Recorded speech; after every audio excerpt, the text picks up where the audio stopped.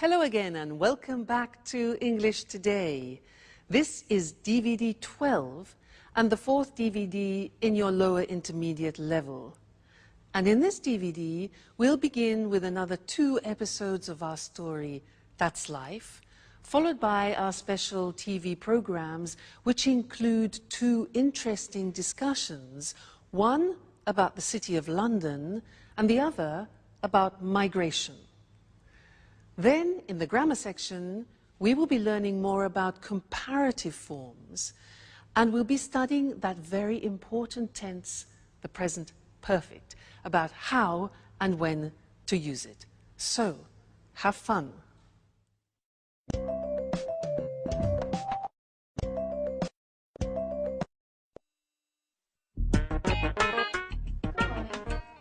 Thank you. Anne, there's a telegram for you. Oh, for me? I wonder who it's from. Oh, it's from Italy.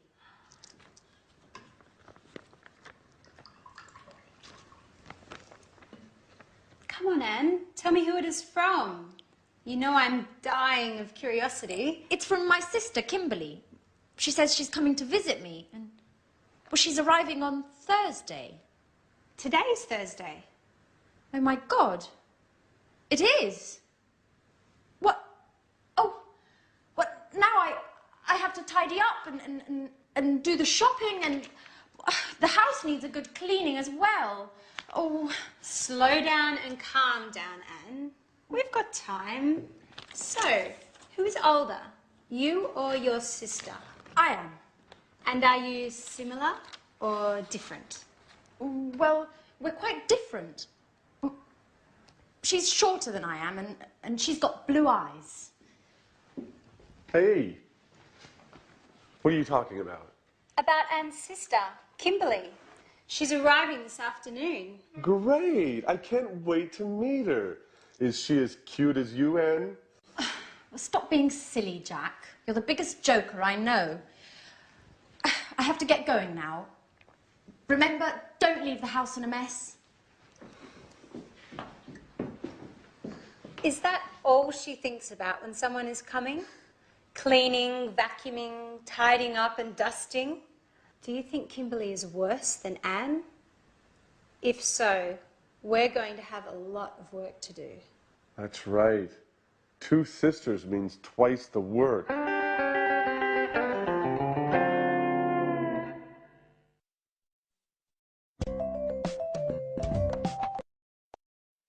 Hello again and welcome back for another English lesson on your live TV program.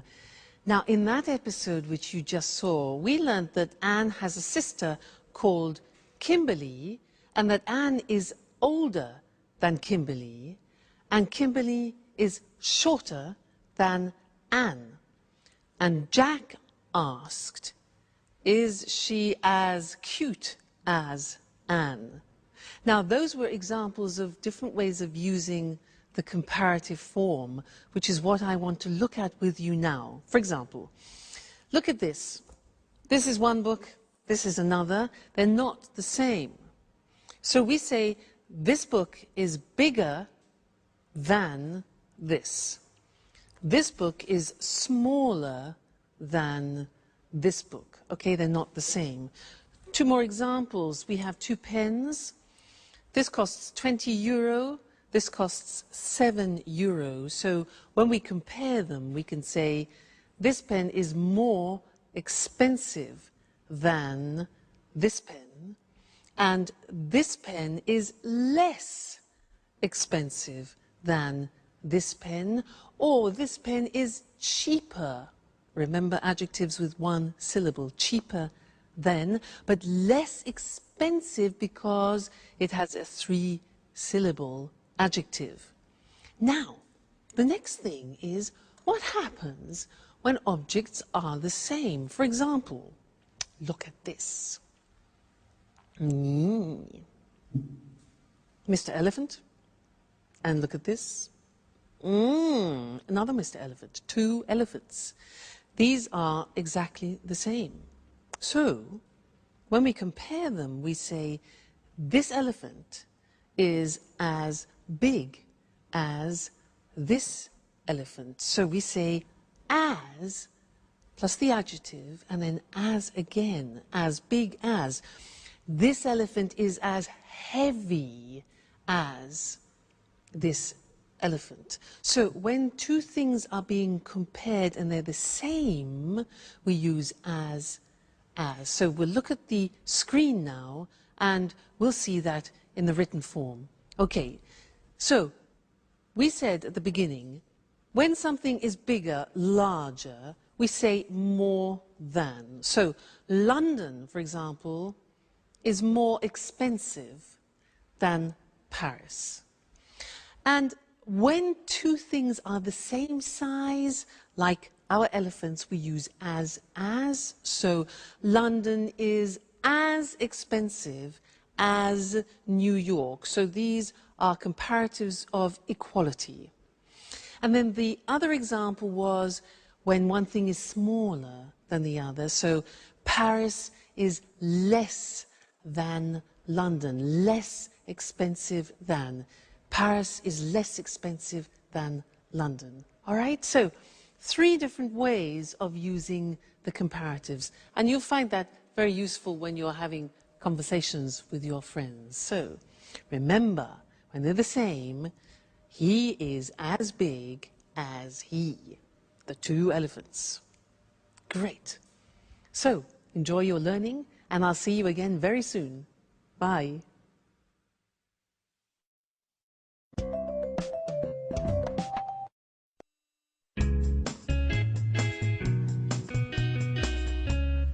Hi, Anne. So, you must be Kimberly. It's a pleasure. I'm Jack. Hello, Jack. Anne has told me so much about you. Hi, I'm Alice. You live in Rome, don't you? So, how is life in Bella, Italy? Wonderful. My father raised me in America, though, but Italy is the most fascinating country in the world, as far as I'm concerned. Its history, the art, and of course, the best food in the world. What else could anyone ask for? And of course, the Italians are the most likable people in the world. You are 100% right. Just look at me. I'm originally from Bologna, which is one of the best cities in the world when it comes to eating well. I know Bologna well. It's a beautiful city, even if I do prefer Rome. Rome is much bigger and more exciting. So how does London compare? London isn't that bad. Apart from the weather, it certainly is much colder than in Italy. And the British are, well, how should I say this? They're less clever than the Italians. Watch yourself, Jack. Watch what you're saying. Yes. You know, Kimberly and I are both British. Well, I'm more British than she is. You're right. Well, I was talking about British men, of course. Kimberly, this is Peter and Sharon. They live in the apartment next door. It's a pleasure to meet you. So, Kimberly, Anne told us that you're attending art school in Rome. You know, I wanted to study art when I was a little girl, but in the end, I decided to study archaeology instead. That's interesting. And Peter, what do you do? I'm an actor, and I do a little singing. I'm acting in a musical at the moment. What a great career. Yes, but it's certainly less stressful than Jack's line of work. He works a lot harder than Peter. But actually, he's the hardest working person in the house. And I'm the person that has the most fun. Speaking of fun, what shall we do this evening? I would love to go out. It's been so long since I last came to London. Well, why don't we go to the cinema? Come on, Anne, that's so boring.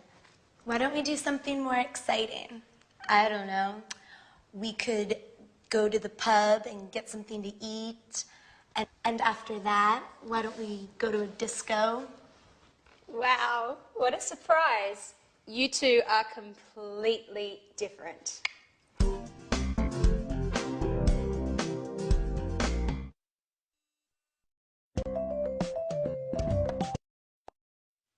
Hello again and welcome back. Did you hear what Jack said? He said the British are less clever than the Italians. Well, I'm not sure I agree with that. But anyway, I want to do some revision of the comparatives and the superlatives with you. Now, do you remember that in order to formulate the comparative and superlative, you have to look closely at the adjective? If the adjective is one syllable, like short, for example, the comparative is shorter than. But if the adjective is three syllables or more, like beautiful or expensive, we say more expensive than. What happens with two-syllable adjectives ending in Y, like funny? We take off the Y, insert an I, and it becomes funnier than. All right, so are you ready to try? I will give you an adjective, and you must tell me the comparative. Okay? So, cold. Colder than. Great. One syllable. Next, good. Gooder than. No, no, no. An exception. Good. Better. Do you remember those exceptions? Very important. Don't forget, good is an exception. Good, better than. Next, likable. Yeah, likable, more likable than. Great. Dirty. Very good. Dirtier than. Bad. Yes, worse. Remember, it's an exception. Bad, worse than. Very good. Next one, far. It's another exception. Farther than. Okay. Hard. Harder than. One syllable. Difficult. More difficult than. Great. Now, superlatives. I'm going to give you an adjective and you give me the superlative. So, tasty. It's the tastiest. Okay, the tastiest. Remember, with the superlative, you put the in front of it. Next one. Beautiful. Three syllables. The. Yeah, the most beautiful. Great. Next one, good. The best. Wonderful. Yes, it's an exception. Great. The best. Next one, high. The highest. Great. Noisy. The noisiest.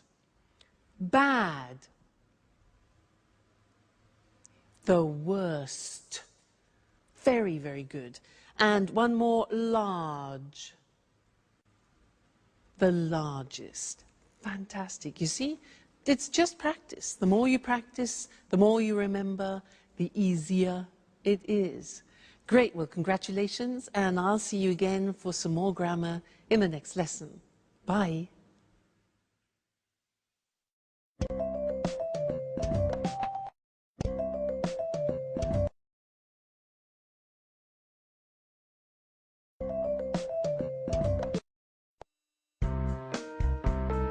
Have you finished yet?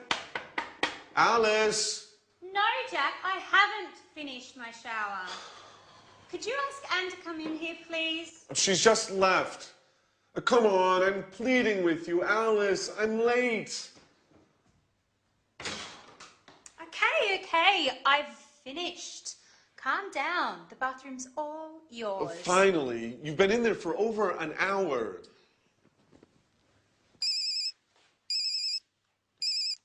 Yes? Yes, this is Jack. No, I haven't seen John since yesterday. Why? Oh, the report. Yes.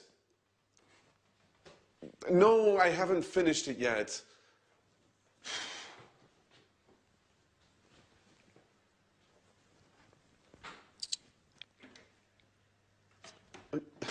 Yes, I know it's important. Anyway, I've already started writing it. Yes, I'll send it to you as soon as it's finished. Excuse me? Listen, I'll call you later. Okay.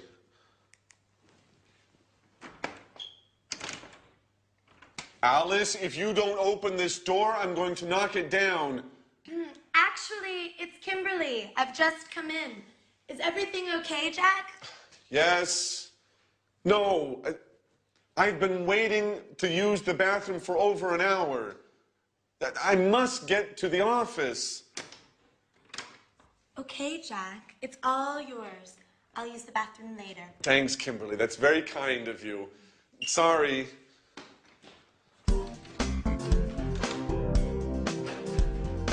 Hey, Jack, have you seen my watch? I've probably left it in there. Oh. Here you go. Have you forgotten anything else? Ooh, we're rather nervous today, aren't we? Bye. I have to get going. Hey, Jack, wait! Oh, Jack, your mobile! Oh, he's already gone. So, what are you doing today, Kimberly? Have you ever been to Portobello Market? No, I've never been there. Would you like to come along and browse around the stands? Oh, yes. It's been months since I last visited a flea market.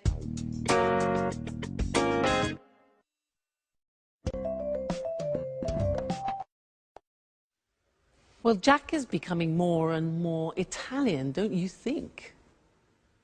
Now, in that last episode, our friends were using a new tense which we haven't yet studied together, and I want to look at now. Let me give you some examples of what they said. Alice said, I haven't finished my shower. Jack said, she's just left. He also said, you've been in there for more than an hour. Alice asked, have you seen my watch? And then Alice also asked Kimberly, have you ever been to Portobello Market? And Kimberly said, no, I've never been there. Now, these are all examples of the present perfect tense, very important tense in English, which I want to look at with you now. At the moment, we want to look just at the construction of the present perfect. Now, as from the examples you heard, I was using the auxiliary have and has, followed by what we call the past participle. Now, let me just explain the past participle. Let's take some regular verbs. Live, the past tense of live is lived, and the past participle is also lived. So in the verb paradigm, it's live, lived, lived. And that's the same for all regular verbs, so that's easy. Watch, watched, watched. Start, started, started. So the third column is our past participle. Now things change in the irregular verbs. Let's look at an example. Go. The past tense of go is went, and the past participle is gone. Go, went, gone. You see it changes. Another example, begin, past tense began, and then begun, the past participle. Fly, flew, flown, past participle. Now here, like the past tense, you have to memorize them by heart. That's the only way. So in the verb paradigm, you need the third column in order to construct the present perfect tense. Let's look at some positive sentences. I've paid. Now, we contract I have into I've, as we always do in English. I've paid. Pay, paid, paid. You've forgotten. You have forgotten. Forget, forgot, forgotten. She's left. She has left. Be careful, because you see the abbreviation is she's. It's not the verb is, it's has. She's left. Leave, left, left, okay? He's arrived. It's finished, contraction always. We've won, win, won, won. You've understood, understand, understood, understood, and they've changed. Negative form is easy. The auxiliary goes into the negative haven't or hasn't. Look at the examples. I haven't found it. And he hasn't seen it. See, saw, seen, past participle, okay? Question form, you invert the auxiliary, the subject, as always. So, have you eaten? Eat, ate, eaten. And has she moved? Okay, so these are the examples of how you formulate the present perfect. Now, in the next lesson, we're going to look at when we use the present perfect, which is a little bit more tricky. But now let's go back and see what's happening to our friends.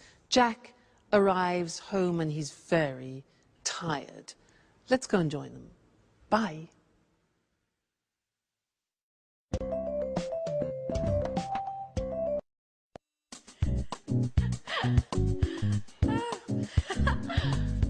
Oh, hi, Jack.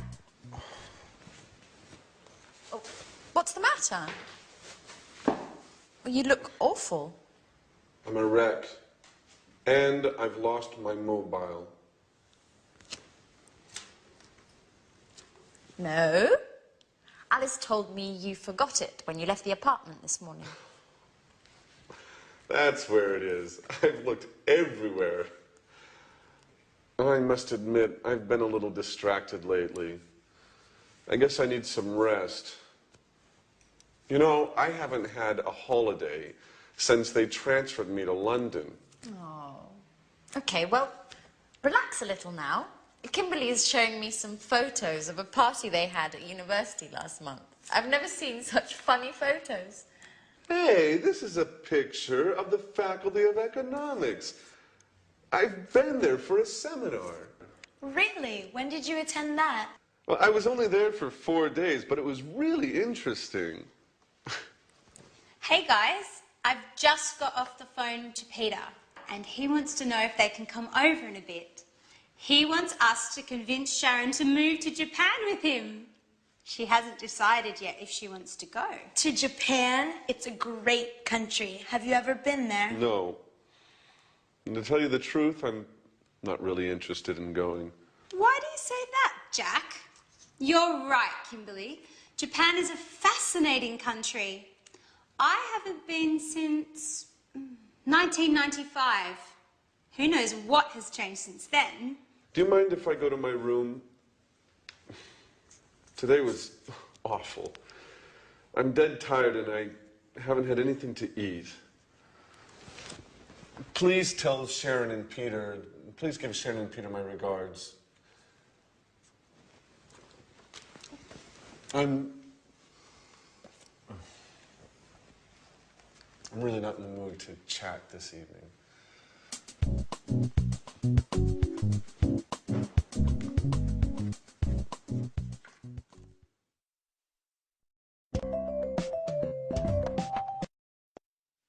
Jack, I haven't had anything to eat yet. That's just an excuse. But it's interesting for us because he used the present perfect with yet. I haven't had anything to eat yet. And in this lesson, I want to help you understand when we use the present perfect. Okay? Now, remember when we studied the past tense, I gave you an acronym, this, oil, way, on, in, last, when, ago, yesterday, because we use the simple past with definite time in the past. Well, I have another acronym for you to help you with the present perfect, and here it is. Genie. Now, these represent time words which are indefinite. They describe indefinite time. So can you guess what they are? J. J is just. I have just seen him means like 2 seconds ago, just now, recently. Just. This one here. England? used in questions, it's ever. Okay, so have you ever been to England? Ever means sometime in your life. All right, so ever. Next one, A. I've already seen it. Already means something that you have done. It's something that is finished in the past. I've already seen it. Okay? This one here is the opposite of this. Ever, never. Good. I have never been to England. Just, ever, already, never. And this one, that's what Jack said. I haven't eaten yet. Yet means an action which hasn't been completed. So yet. I want to look at these on the screen with you now and see where we put them in the sentence, because that's important. Just, ever, already, never, yet. There they are. You see them written. Just, ever, already, never, yet.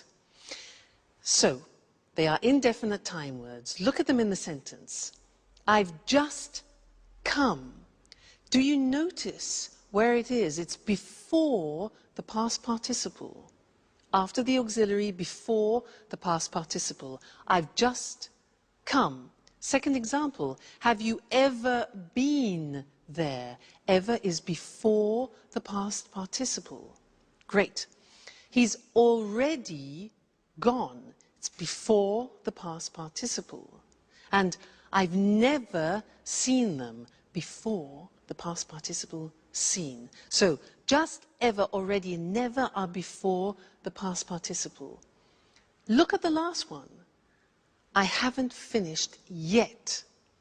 Notice that yet is the exception and it comes after the past participle. So you need to remember that. Yet is the exception. All right, so try and learn this. Just, ever, already, never, yet. When you're in the bath, just repeat it. Just, ever, already, never, yet, present perfect. All right, it will really help you when you're in conversation. And don't worry, we haven't finished with the present perfect. We will be saying other things about it in the future. So, happy memorizing. And I'll see you again soon. Bye.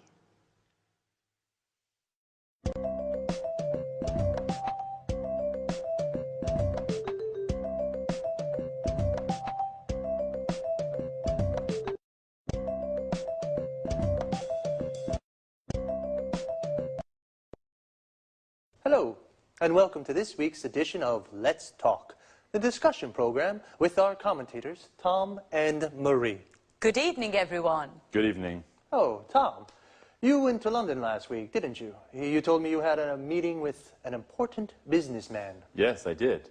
I interviewed the chief executive of a major UK financial group. He works in the city. So, you visited the heart of international high finance. Interesting. Yes, it was interesting, actually. You know, the city is very small, but very important in the world of finance. I mean, did you know that the City of London, that's its full name, is just 1 square mile, or 2.6 kilometers, and that only 7,000 people live there? Really? So few people? Yes, only 7,000 people live there, but more than 320,000 people a day commute into the city to work there. Wow, 1/3 of a million commuters every day. Can we explain to our viewers just why this part of London is so important? Of course. The city is a global financial centre with hundreds of banks, financial exchanges, insurance companies and investment companies. You know, there are more than 500 companies in the city. That's right. And it also has several important commodity markets. The city's the place to buy commodities such as oil, gold and silver. In the city, people carry out all kinds of financial transactions. They borrow money, save money, invest money, buy and sell commodities, buy and sell insurance for all kinds of things, from oil tankers to skyscrapers. Exactly, Marie. Together with Tokyo and New York, the city is one of the world's most important financial centers. It's situated between the time zones of Asia and America. In fact, offices in the city don't have just one clock, they have at least 4, with clocks showing the time for Tokyo, Zurich, and New York. So, the city's open for business 24 hours a day. Well, do only people from the world of finance work there? Oh, no. Lots of other highly skilled people work there. For example, many lawyers, accountants, and computer experts work there. They help the banks and insurance companies to work smoothly. It's worth remembering, too, that the city is a beautiful place to visit. It can be ultra-modern and medieval at the same time. There are some beautiful old buildings, especially the churches, and some innovative new buildings, such as the Lloyd's Insurance Building and the Swiss Re Building, or the Gherkin, as it's now known. But remember, don't visit the city at weekends. There's nobody there, and most of the shops and pubs are closed. Ah, thank you for that tip. Well, the city is the financial heart of the UK, and perhaps of Europe. But it is also an interesting place to visit, with many interesting buildings. Thanks to our commentators. Goodbye. Goodbye. Goodbye, everyone, and see you again soon for our next interesting appointment with Let's Talk. So, the City of London is the financial heart of the UK, the heart of international high finance. We say a thing or a place is the heart of something, we mean it is the center. Well, the City of London is very important. 320,000 people commute every day to work there. To commute means to travel regularly from work to home to work. Usually, the distance is quite far. A person who does this is called a commuter. The city is important because it's full of financial institutions. For example, insurance companies. These are companies that insure people or property.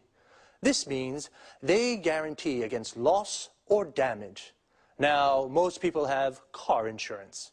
You pay your car insurance every year, and if you have an accident, your insurance company pays for the damages. Hopefully. Going back to the city, there are investment companies, companies that buy shares of other companies to make a profit. And there are several commodity markets. Several is more than 2, but not many. A commodity is a product that you can buy and sell in large quantities. Coffee, oil, gold are all commodities. The place where you buy and sell commodities is called a commodity market. And of course, there are lots of banks in the city.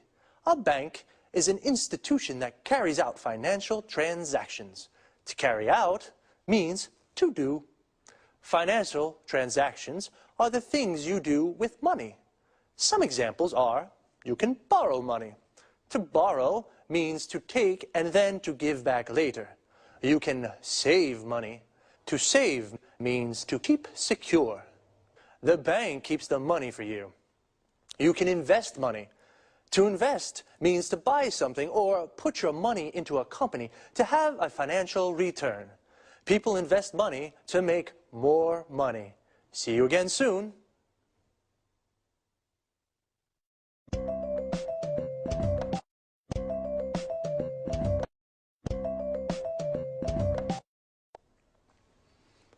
Good evening to all viewers, and welcome to this week's edition of Let's Talk, our discussion program with our expert commentators, Tom and Marie. Good evening, Eric. Good evening.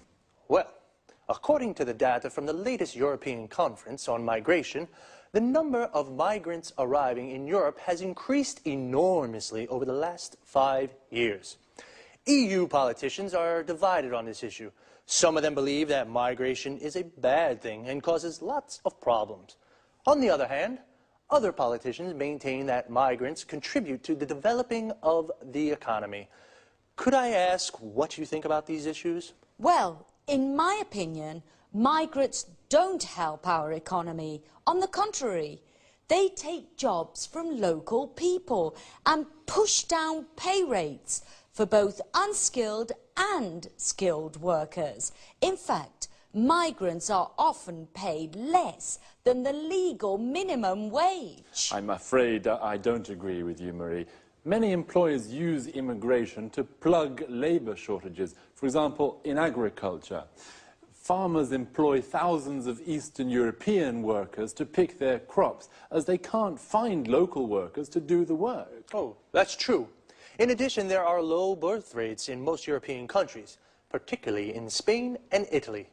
The economies of these countries need more workers, especially for difficult jobs that local people don't want to do. Exactly, and it's important to remember that migrant workers contribute to the economy because they pay taxes. Well, this only happens if migrant works legally. Unfortunately, many migrants come into Europe illegally. You're right, Eric. They come in illegally and they often form an underclass that doesn't have access to healthcare and education. That's why they sometimes get involved in criminal activities.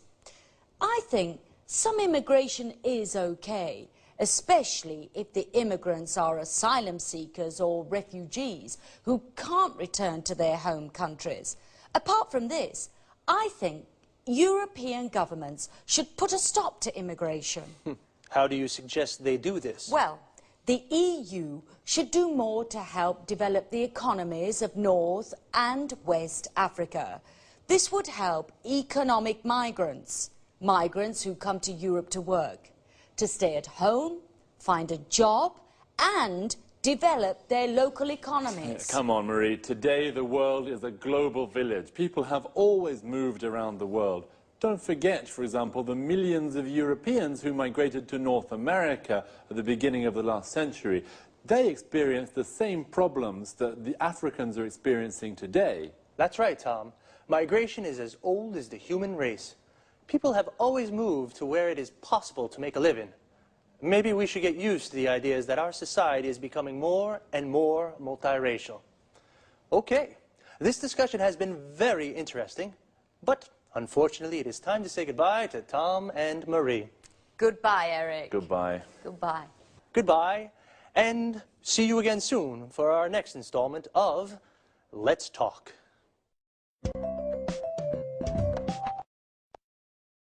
First of all, let's look at the difference between migration and immigration. Migration is the movement of people from one country to another. A migrant is a traveler who moves from one country to another. There are two kinds of migrants: economic migrants, who come from poor countries and look for work in Europe, and asylum seekers and refugees, people who must leave their home country because their lives are in danger there.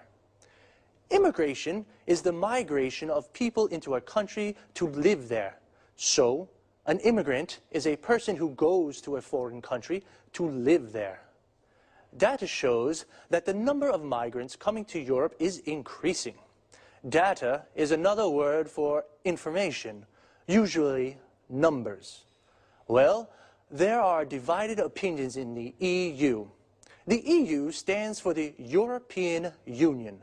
Some EU politicians think it's a good thing because migrants contribute to the development of European economies. This means they help the economy to grow. How do they contribute? They pay taxes. Tax is the money we pay from our salaries to the government.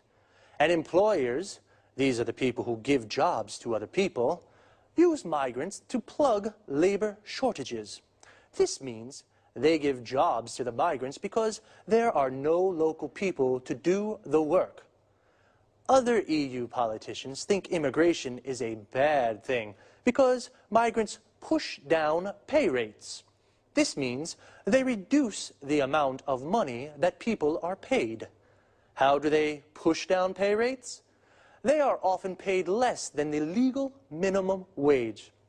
This is the lowest legal salary a person can receive. Some migrants work illegally. Illegally means against the law. Migrants who pay taxes work legally. Legally means following the law. I'm afraid I have to say goodbye now. I'll see you next time for another discussion on Let's Talk.